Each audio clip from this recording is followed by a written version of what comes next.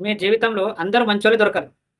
నీ ఫ్రెండ్ కూడా మంచిగుండాలి, మంచి గుణం ఉండాలి, మంచి క్యారెక్టర్ బిహేవియర్ ఉండాలి. నీకు లవర్ కూడంగా మంచి అందం ఉండాలి, గుణం ఉండాలి, నాకు తప్ప ఎవ్వరికీ చూడొద్దు. భార్య కూడంగా ఎవరి దగ్గర అక్రమ సంబంధాలు పెట్టుకోవద్దు, మంచి గుణం ఉండాలి. సో, ఇదంతా బాగున్నది మీరు ఆలోచిస్తున్నది బాగున్నది. కానీ మీరు ఎంతవరకు బాగున్నారు అది పాయింట్. సో, ఎదుటి వ్యక్తి నువ్వు ఎంత నిజాయితీగా కోరుకుంటున్నావో, నువ్వు ఎంతవరకు నిజాయితీగా ఉన్నావు. కరెక్టా కాదా?